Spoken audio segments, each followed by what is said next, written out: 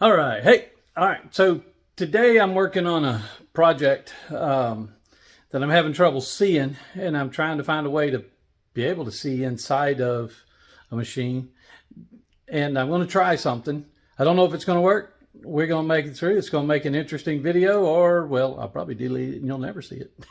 But anyway, let's take a look and show you what I'm trying to do. So today what I'm working on specifically is a Williams Jackpot Stampede.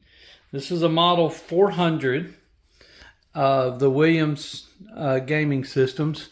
WMS, I think, was the actual names. And what I'm trying to work on today is the CPU board. So inside here, there are two boards. I've already removed the reels. They're sitting over there.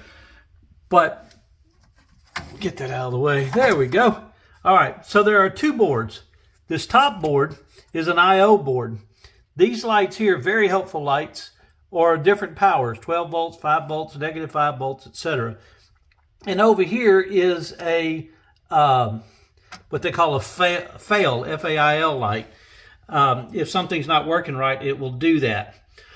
So this is the I/O board, and this is the CPU board. It has all the EEPROMs and programming and things in it. Well, the machine's not booting up.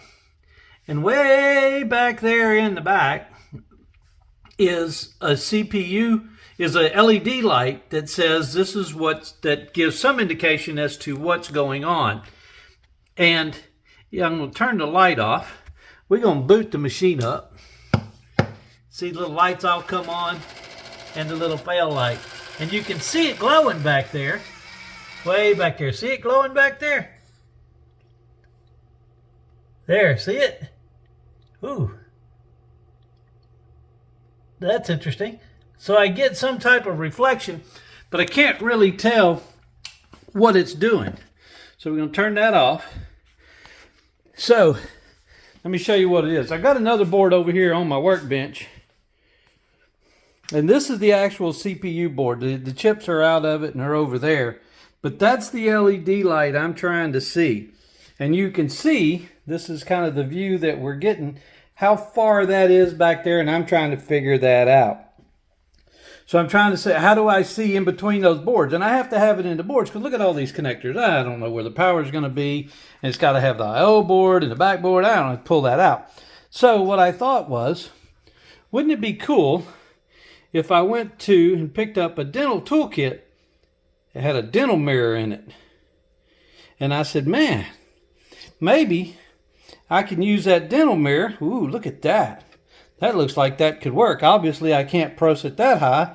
I can only get it about this high, but maybe looking through the thing, I might be able to see what it is. So I thought, all right, well, let's do that. Well, obviously, I can't stick my finger in there all the way. It's going to be too short.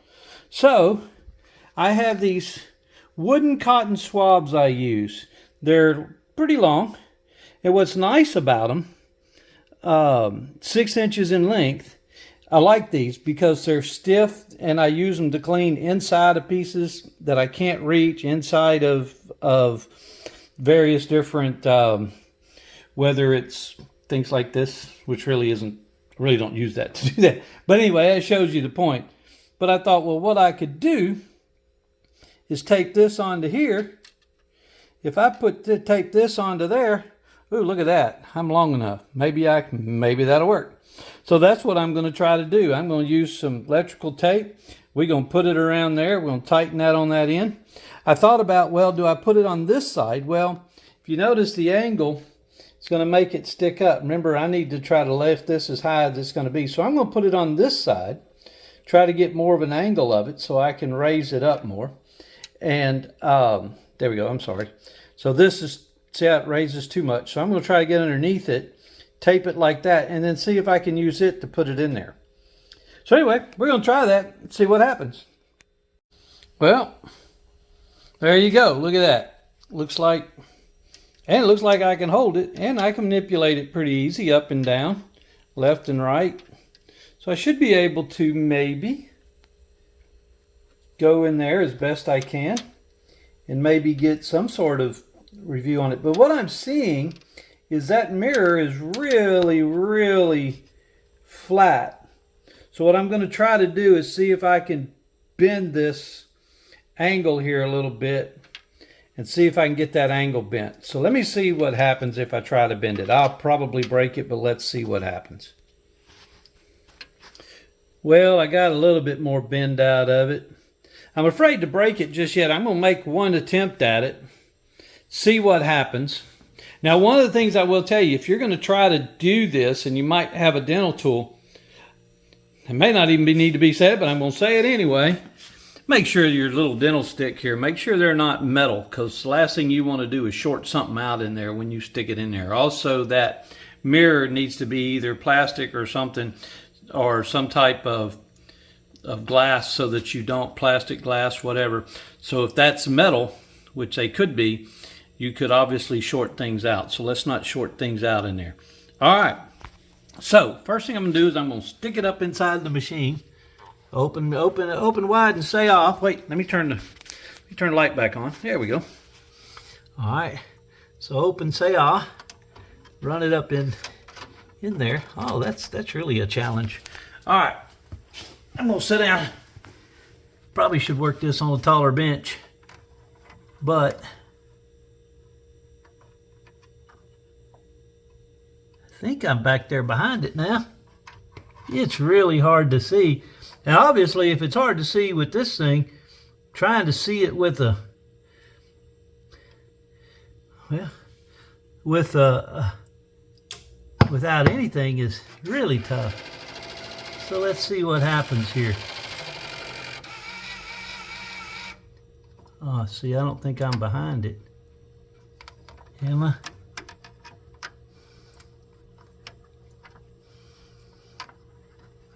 Let me get over here and see to the side. Trying to, there we go.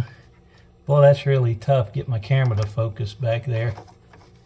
But obviously, it ain't fitting well. So I'm going to turn off the camera, see if I can put it back there. Well, looks like I've got some level of success. Check it out.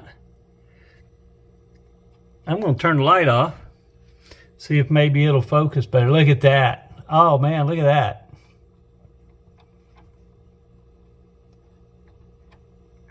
So inside, I was seeing this, and I actually saw a good number on it. The challenge though is, there it is, look at that. Oh man, am I seeing it there? Can I show it on the camera? Look at that. Yeah, see it? Look at that. Isn't that nice? That's, so, here's the challenge. All right, so remember, I'm looking in the mirror, right? So if I'm looking in the mirror, that's either a 5 or an S.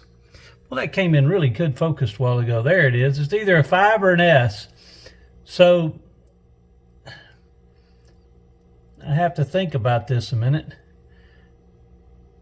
Come on, focus in. Oh, it did so well a while ago. Oh, well. All right, so I can't fight with it. Anyway, so it's either a 5 or an S. So we're going to go back to the bench. Hold on just a second. I'm going to pause. So this is what I have to think about. The biggest challenge is to understand what's the number I'm looking at, right? Because a 5, it could be either, right? It could either be this way and down and over and this way and down, and that would be a 5, or it could be a 2 because it goes the other way, right? Now, I am looking in the mirror, so I'm actually seeing a mirror image of the thing. But what I'm seeing, I believe, is that the top segment is lit and this side segment is the segment closest to me. So I believe it comes this way, down, this way, this way, and this way. Now the next question is, what's the orientation of this? Is this the top and this is the bottom? Or is it the other way? Top over here and bottom over here? I don't know. Okay. I told you it was going to be just a mix-up video. So here's the thing. The more I look at this thing, the more I realize, besides the silly mistake I made earlier saying a 5 or an S. No, it's 5 or a 2, obviously, because it's just numbers. But the other thing is, it's talking about, hey, upside down, right side up. Well, then the more I thought about it, and as I watched the video, I realized that, well, you know, they're the same. Here, let me show you. So if you're looking at an LED segment, the 2 is there and the 5 is there, pointing upwards, right? The 2 and the 5. And you see I wrote like the normally way we write a number, 2 and the 5, to where they look right? But check it out. If I turn it over, right? Look, 2 and a 5 is still a 2 and a 5, even if it's upside down. So anyway, all my confusion really amounted to naught. As long as I knew which one went, and I do, then I know which one is which, and it doesn't matter whether it's upside down or right side up. A 2 is still a 2. I don't know. If these are decimal points, which generally what they are, or commas, then they would be after the number, not before the number. So if they're after the number, it would have to be this way, right? This number pointing, if it was a number 2, which, remember I said it goes this way toward the back and then flat. So it'd be this way, down, this way, this way, this way. Well, that's the number 2. Because if it's the other way around, we're going to rotate it. If it's the other way around, then we have this way up, this. It could be a 5, but then that would put that comma in front of it. And I don't believe the comma is in front of it. I believe it's behind it. So we're going to assume the number that I'm seeing is number 2. All right. So I think that's how we did it. So it looks like my little tool worked. Yay! All right, now, so when I look at the manual, it gives me a couple of options. Now, I believe that each one of these errors that it could produce, whether it's 1, 2, 3, happen in sequence. In other words, if there's an error 1, you'll never get to 2. If there's a 2, you'll never get to the 3 check, right? So right now, I believe it's giving me a displays a 2, which is a watchdog timeout, which says just replace the CPU board. Well, I've already did that. I thought I have a good tested good one.